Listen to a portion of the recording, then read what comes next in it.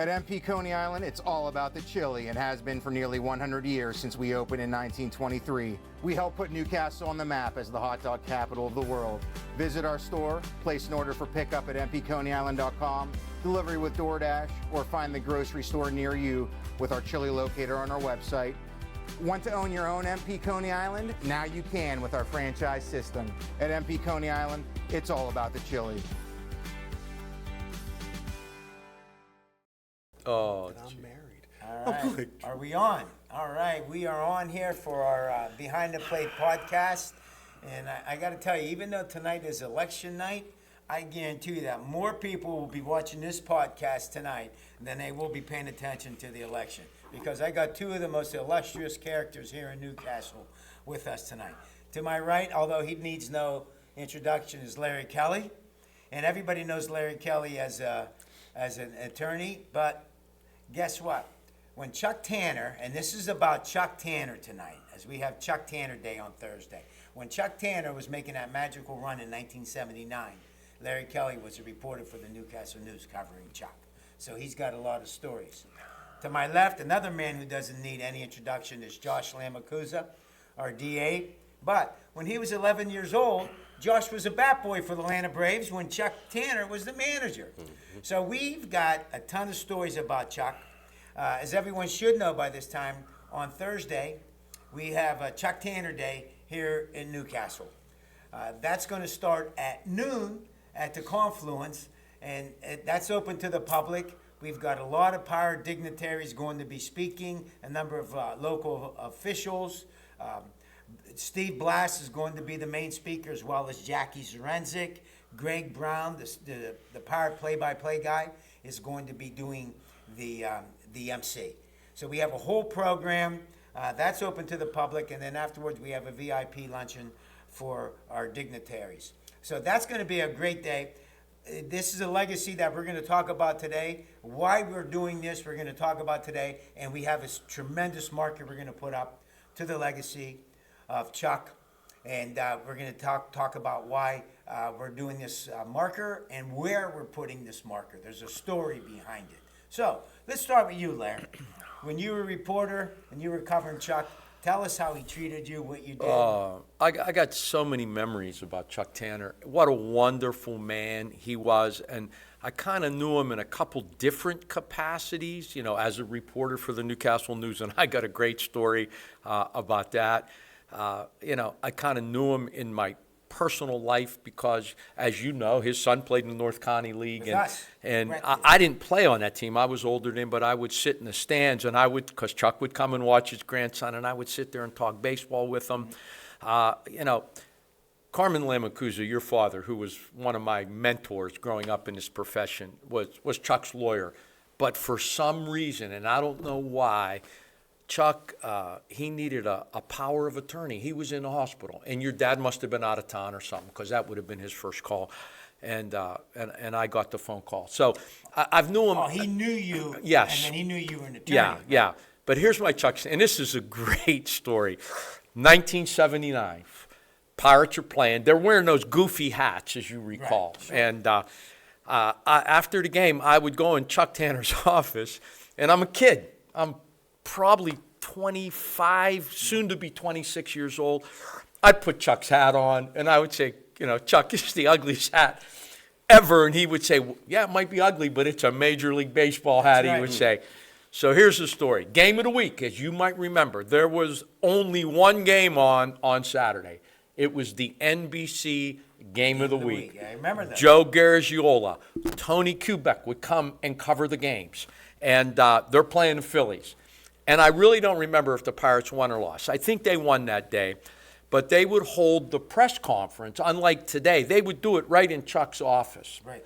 And I'm in there, and I'm a young reporter, and there's probably 30 reporters, not just the local guys, Bob Smizik, guys like Kim and Phil Music. These are I'm a journalist too. The classic names, but there's Tony Kubek and Joe Garagiola are down there. There's guys from the New York Times, the Philadelphia Daily News, every national publication that you can imagine, because this is the NBC game of the week.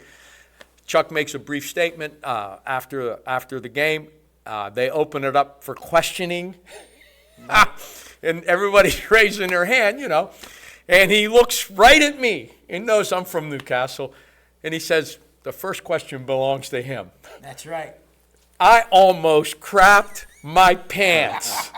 I almost defecated in my pants, and I don't remember what I asked, but he just smiled and said, first question will go to the reporter from the Newcastle News, I think is what he said. You know, Chuck was, how I always read him was he was a major league manager, and he was so proud of that. But he was also equally proud that he was from Lawrence County in Newcastle. He wore Newcastle on his sleeve. You know, I say I'm a Newcastle guy. Right. No. Chuck Tanner was a Newcastle guy. Yes. There was nobody who wore that Newcastle moniker or badge more proudly than Chuck Tanner. He was a special human being. He was. And he was just so happy to see people. When you saw him on the street and you asked him questions, and he was a celebrity. A lot of celebrities would run away. Him, he'd stop. He'd talk to you. He wanted to know who you were. And then he'd remember who you were if he saw you 2 weeks later. Well, he sat in Valentine's restaurant. That's what we talk about, right. And he would be sitting there, and people would bring the lineup cards know, and we're say, gonna Chuck, talk I about think it." you ought to bat Omar Marino second and Tim Foley first. And he'd listen. I think your dad gave him a lineup card every day, Josh. I got stories about that. I'm ready to share Valentine's that. to then Tanner's restaurant, and I always found it so fascinating when someone would say to him, you know, Chuck, I think you really made a bad call there. You made a bad decision. And he would look and he'd smile. Always the optimist. Always, you know, polite. And for me though, my experience with Chuck Tanner is very different because I didn't know he was Chuck Tanner until I got older and realized who Chuck Tanner actually was. He was just, I thought, a friend of my father's, and he would come to the house. He taught me how to box out in basketball in my kitchen. He taught me how to frame a pitch. I didn't know, I was a catcher, and he taught me how to do that. And so I remember it was probably it was definitely 1986 when he was the manager for the Braves. He was going into that 86 season. And Now, how old were you then, Josh? 12. 12. Yeah. So you're born in 75? No, I was 74. 74, okay. So, I was 12 years old, and they were Braves were having spring training, and he asked my father. He said, "Hey, would Josh like to be the bat boy?" And of course, my dad said yes because that was something that he would have done, even at his age at that moment. Right, he'd have put the uniform on. That's what I think he was thinking, and so he told me, "Hey, you're going to be the bat boy." Oh, man. I remember going down there, but I really didn't make the most of it because I was a kid. And, I remember meeting Dale Murphy, and he had this mole. This is what I remember. This is the sad part of being a kid. They say youth is wasted on the young. I had this opportunity, and all I can remember is the mole on Dale Murphy's cheek.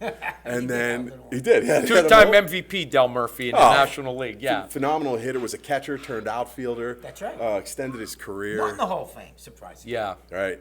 But, as the bat boy all that day, I was meeting all these players.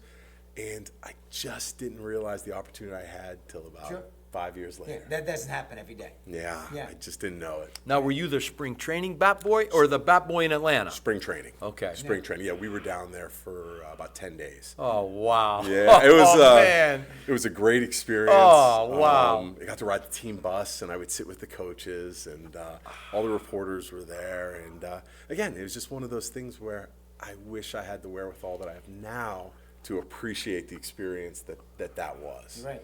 But it was still fun for what it Chuck was. Tanner, that's what he did. He got a little kid for his dad's buddy. Now they weren't just attorneys and clients. I know that they were best of friends. Who wants to make something special for Carmen Lamancusa's son and makes you the bat boy? Not everybody's doing that.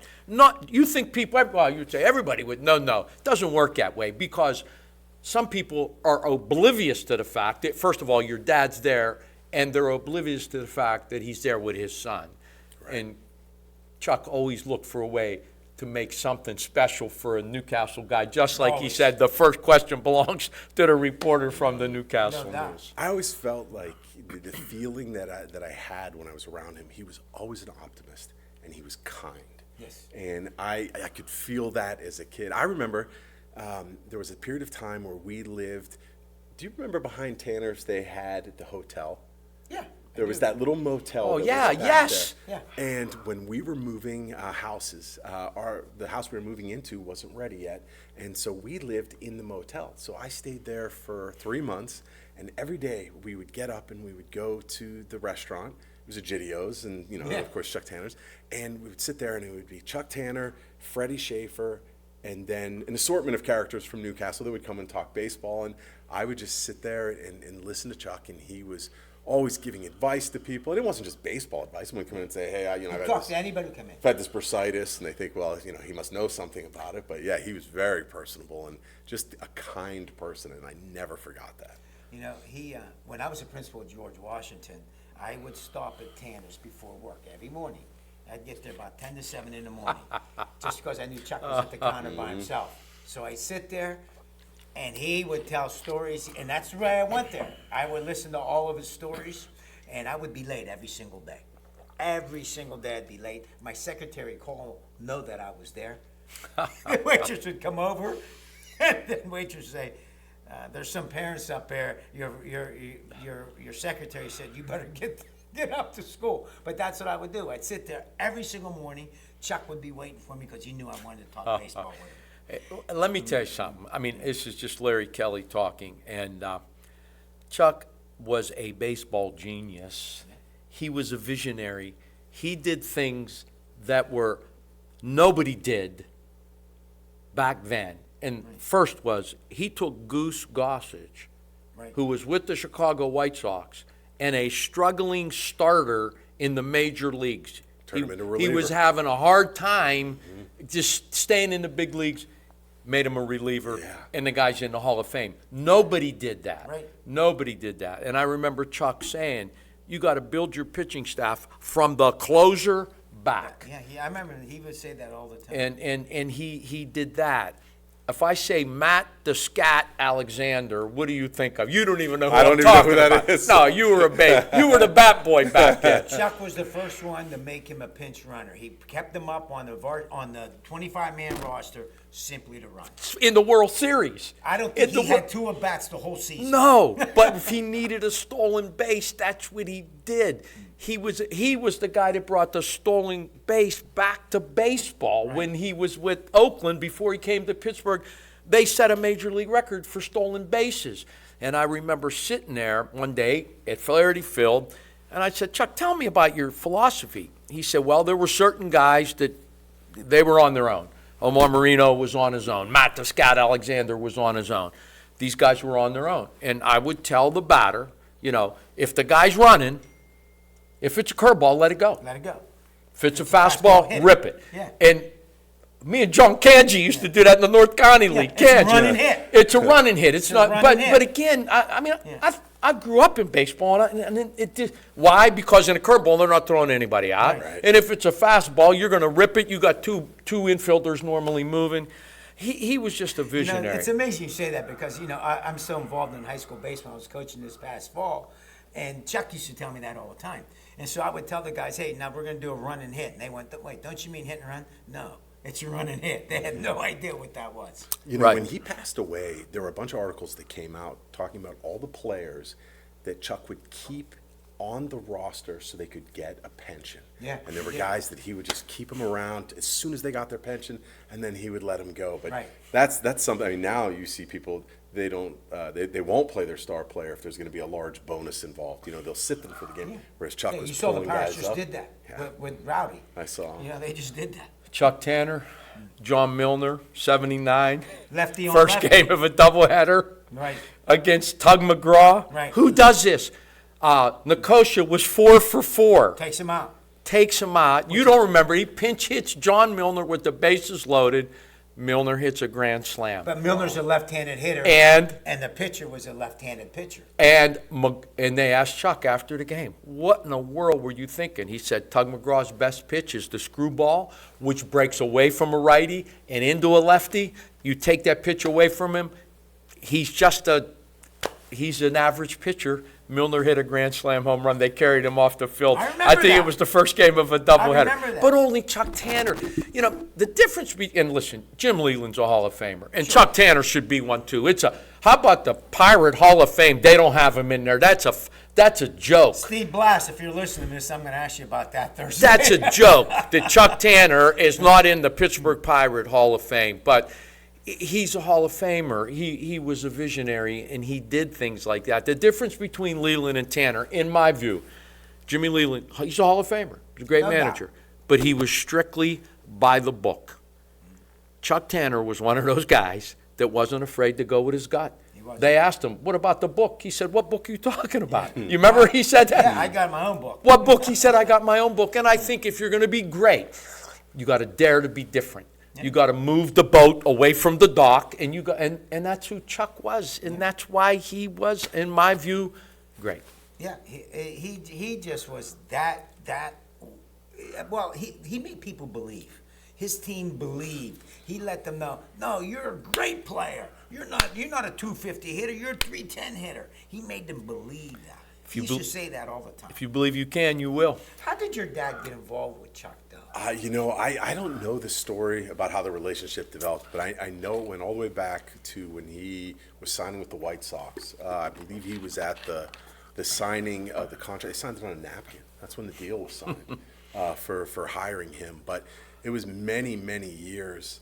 And you know what? Not only does Chuck have this reputation amongst professionals and amongst baseball aficionados, but Chuck Tanner, as a husband, as a man, was a very, very good man. And when his wife, Babs, he dedicated? He was, and when she needed him, he said, it's time to go. Right. He was offered coaching jobs after Atlanta, and he didn't take them because she was starting to have health problems, and he just made the decision. She was there with me the entire time I was away. I was chasing my dreams. Now it's time to come home and do what I had to do. And you don't see a lot of that. He drove home every day from Pittsburgh. He did. Yeah. Back when home. During that '79 season in the World Series, Babs died. His wife died. No. His mother died. His mother. I'm Yeah, sorry. Babs. His mother died. Yes. His mother died, and that's right. And He said we needed a little help. we needed a little help. She went upstairs. But he inspired his team by how Yeah. courageous he was because he's very close with his mother. Let me just talk about him, first of all. You talked about him as a father. As a husband. I want to talk about him as a father. I played with Mark and I played with Brent. Right. And you talk about two down-to-earth young men, you'd never know their father was a major league manager. Bruce, I played with Bruce too. I didn't play with Bruce. I I played played with with Mark Brent and Bruce. and I didn't play. Bruce was after me. Yeah. But here's a Brent Tanner story. Here's how, just how humble these kids were, and that's it directly because of Chuck and his wife Babs. You know, I'm playing for you. We're playing for Reynolds, and I come home from college, and we're at a practice or something, and I see this young kid, and it was Brent Tanner. And he got a pair of red Adidas spikes on. This is when Adidas was the shoe. I think I had a pair. They were black. I wore them up at Slippery We Rock. all wear black. He came up with red. He had a pair of red shoes on. So I looked at him. I said, I have no idea who he is. I said, oh, my man, where'd you get those shoes? He said, my father gave them to me. And my question to him was, does your father own a sporting goods store? He didn't say, my dad, Chuck Tanner, the manager of the Chicago White Sox. Right. He just said, my father gave me those shoes. I said, who's your father? Does he own a sporting goods store? Right. He said, no, my dad manages the Chicago White Sox. That was not my dad, was Chuck Tanner. My dad manages the Chicago White Sox. Was there a nicer kid ever than Brent Tanner? Bruce was the same way. And I played with Mark, and Mark was the best player on the field, but you'd never know it. Right. Then that's a reflection of their father. Absolutely. Just humble kids, How they were great raised. players, really. I'll tell you a story the year when I played with Brent and you, and I was playing the outfield, and a ball came to me, and a guy was trying to score, and I made a nice throw to home plate.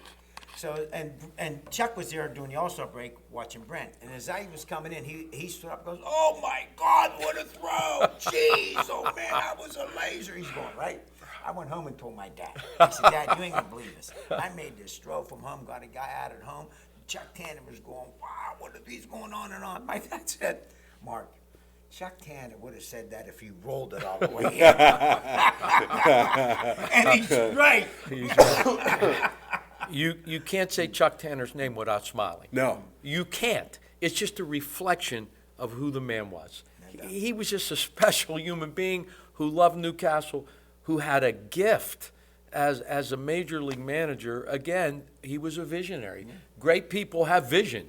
They can see what other people can't, and that's the way he managed the Pittsburgh Pirates. Yeah, I remember one time I got one more story I want to tell you. Real quick, I was the commissioner of the North County Baseball League, and there was a dispute on a call, and I was really confused as to what the call would be. And so, and at that time you didn't have Google, so this is in the mid-90s. So I called Chuck up. I said, Chuck, real quick, this is a call that I saw, and tell me what the ruling is here. Boom, he started giving me the ruling right now. Right? So I called the guys up. I said, guys, this is a ruling. How would you know that? I said, I just talked to Chuck Tanner. They went, okay. All right, here's a talk to Chuck Tanner story. I'm writing for the Newcastle News. Chuck used to do a column for one of the local car dealers. I'm sure it was his buddy, right? He probably wasn't getting paid. But we would call Chuck and ask him a question, maybe how to pirate, whatever. Well, I forget to make the phone call. In the story, it's like a Thursday. It runs every Friday. I don't call. The editor says, you got to call Chuck Tanner. I said, because we used to start work at 9 o'clock and quit 3 in the morning because it was a morning paper. I said, it's 1 o'clock in the morning. You got to call him. Now, they're in spring training, and he's in Florida. I called the man at 1 o'clock in the morning, as gracious as you might imagine. Mr. Tanner, I'm sorry, this is Larry Kelly from the New. Larry, I'm sorry to call you. I was supposed to call you at 9 o'clock, and I forgot, and I'm going to get killed the final. But that's how gracious he was. Here's one more Chuck Tanner story. This is after a game in the year before they won the championship, 78. The Phillies again. I can't remember if it's the game of the week or not, but they had just gotten swept by the Phillies. They were 9.5 games out in mid-August. Mm-hmm. And one of the reporters asked Chuck after the game in his office, Chuck, is this the end for you guys? Is the season over? And I use this line all the time, and it came right out of his mouth. And you talk about being an optimist. He looked at that guy and said, you know, what often looks like the end is really only the beginning. I never forget that.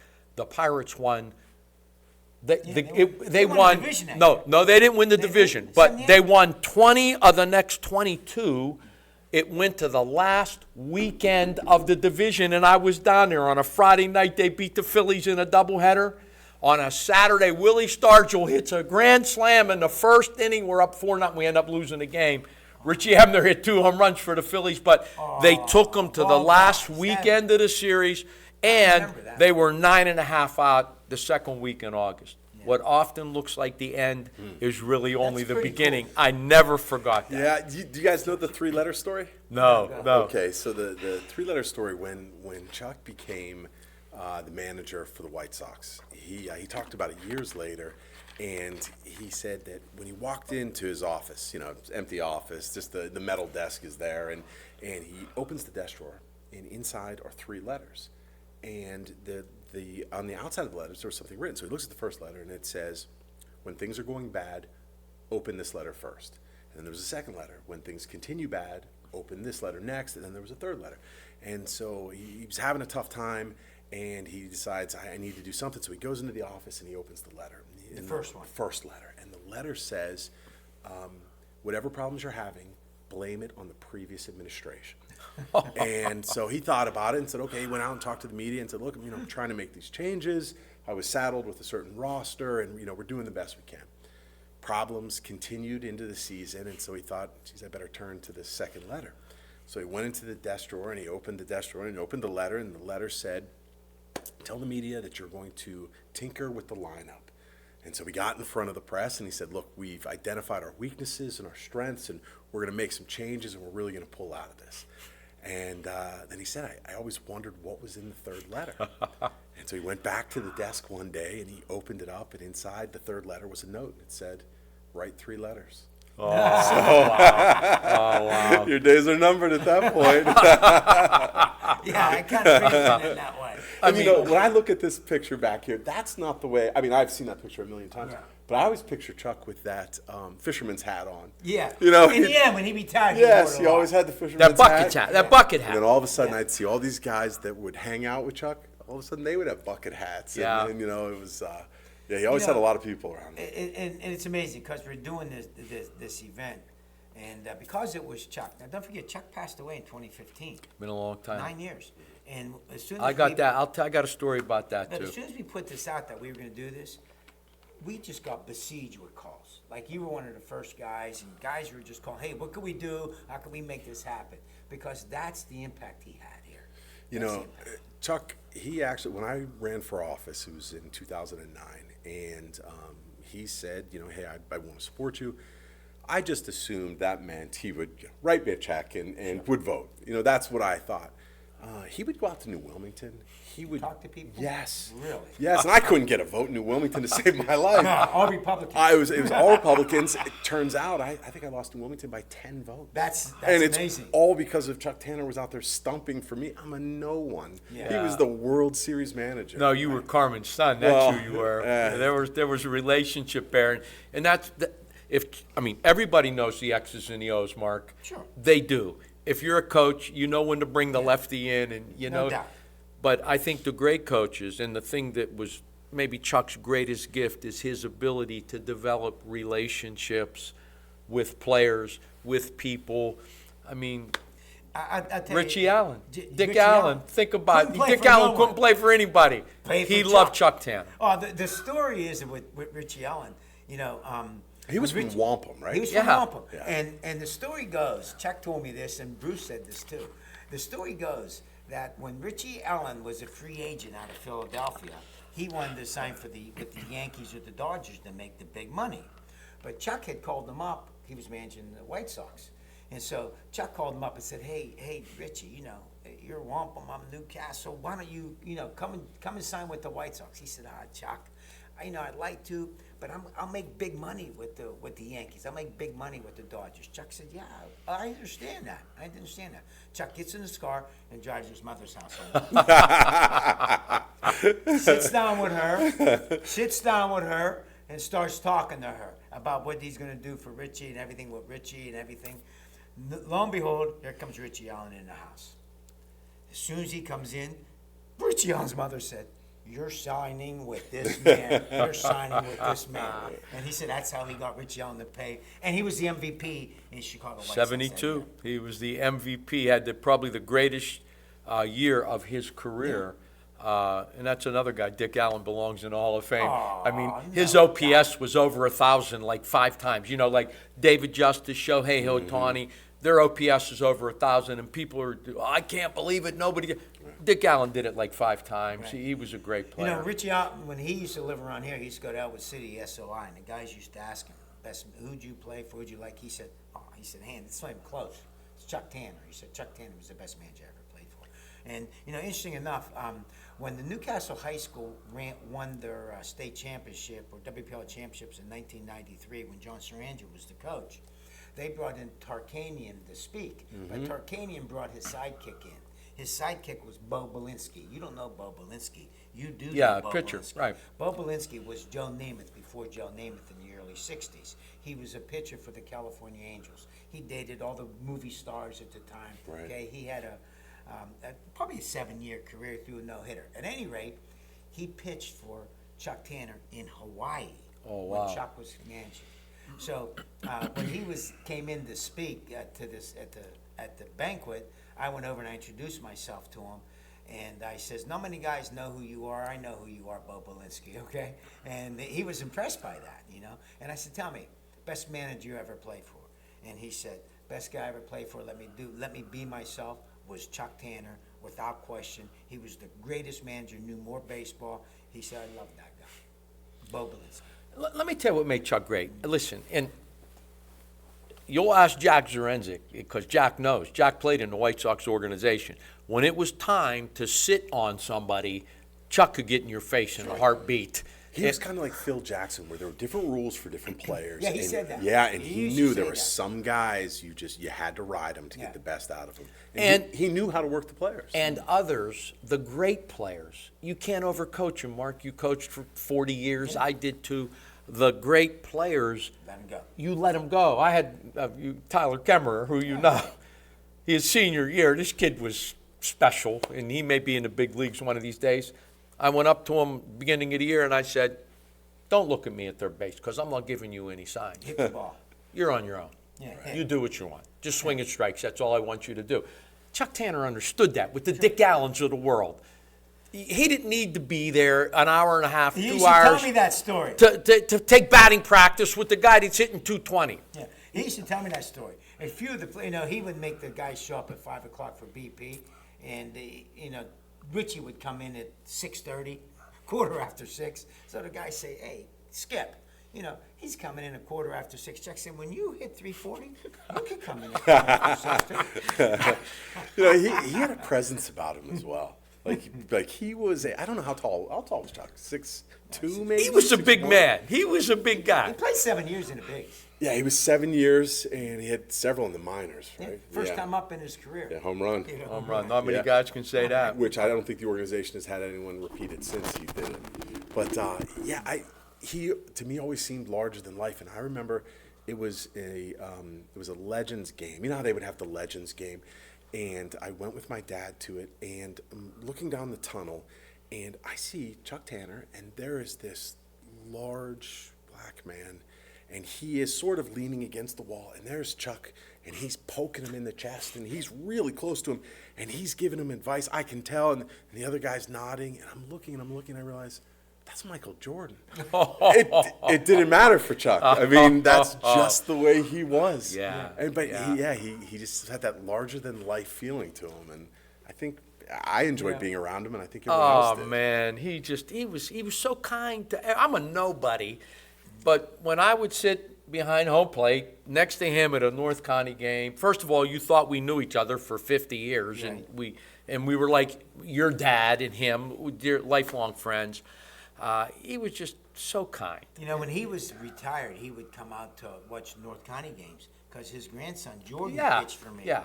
And Was he that come- hard? Huh? Was that hard to coach in front of him? And, You always knew that he was there. yeah. You always knew. When I coached high school baseball, he would come too, and you always knew that he was there. And you really didn't say, "Hey, Chuck, what do you think?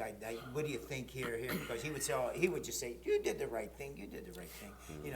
But yeah, you always knew, and it was on both sides too. No matter who the other manager was, they always knew Chuck was there. All right, It's listen. interesting question. I think that would be a hard thing to do. Here's another Chuck Tanner story. I'm down the Y. I'm riding a bike. You remember the bikes used to be in the basement, and he's down there working on. And it's the morning, and it's the same crowd every morning, like at I 6:30, remember you 7 down the o'clock. And so I'm riding a bike, and this is, I don't know, 10 years after 1979. I said, Chuck, I got to ask you a question. It's been on my mind. The 7th game of the World Series, you could have went with Bert Blyleven, one of the best pitchers in the history of Major League Baseball, on short rest, but you could have went with him. You chose Jim Bibby. Yeah. Jim Bibby. He was never going to be confused with Sandy Koufax, and it was just another one of Chuck's gifts. Jim Bibby's a big game pitcher. I knew it.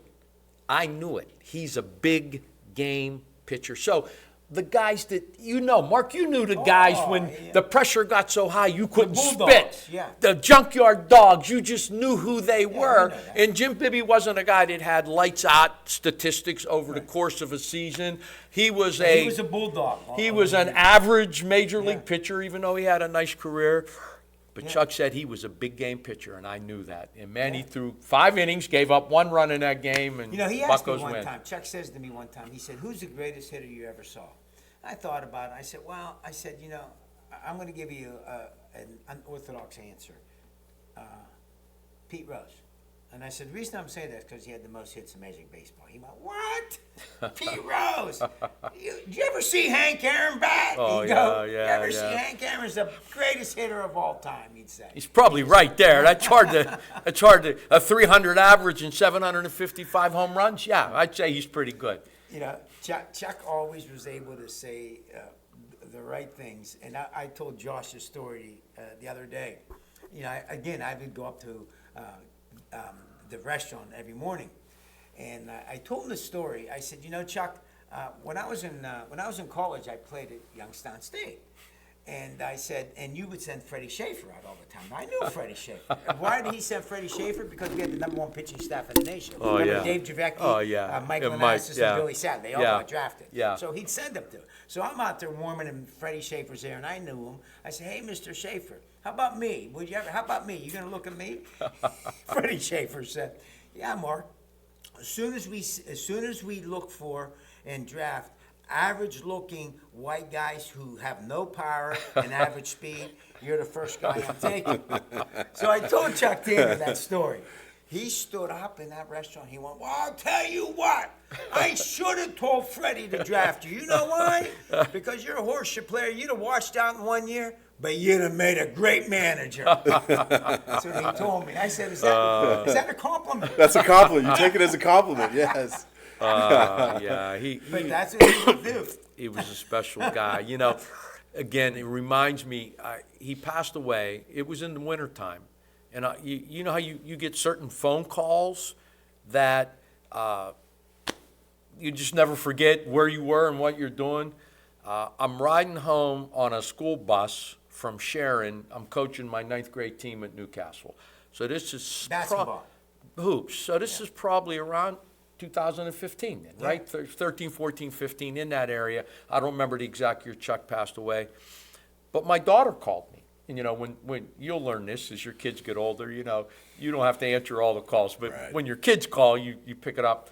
And she said, Dad, I just want you to know, Chuck Tanner passed away. And it like, she felt it was important enough to call me and tell me that. Sure, and it was. And I didn't have the kind of relationship your dad had with Chuck Tanner, or even you.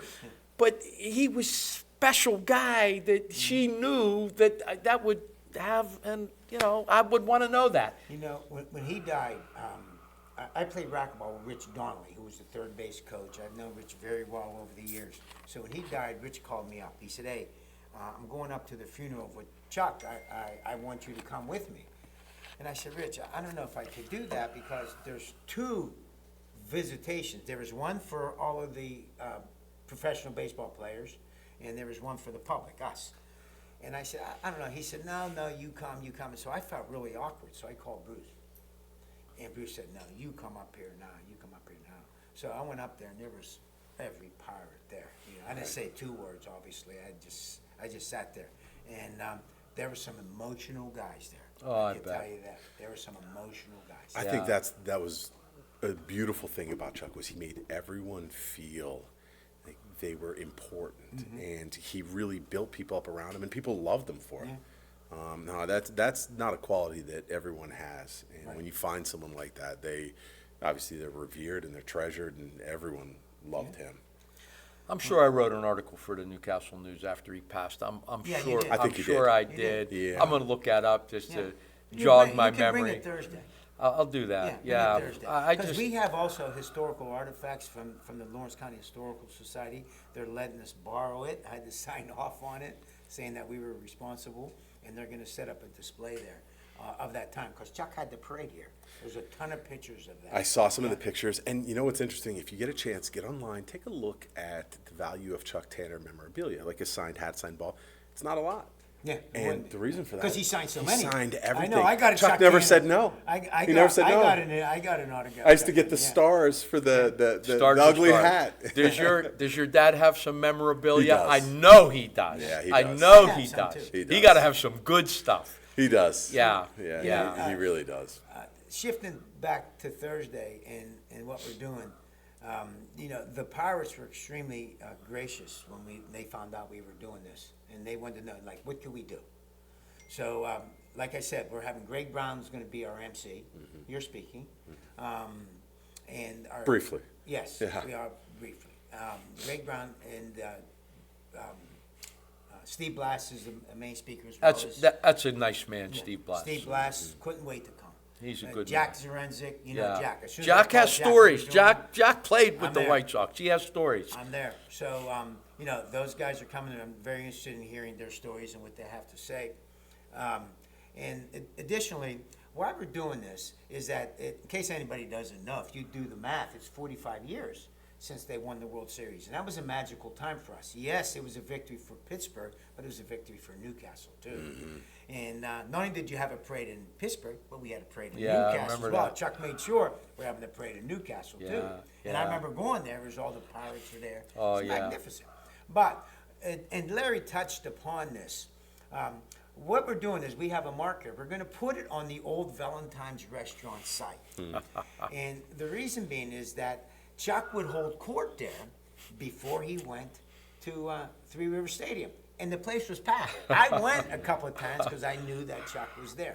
And like you say, every character was there. Now, I'm going to tell you who some of the characters are there. And I'm sitting there watching. I'm 23 years old. And I'm sitting there watching. But I knew who the characters were in town.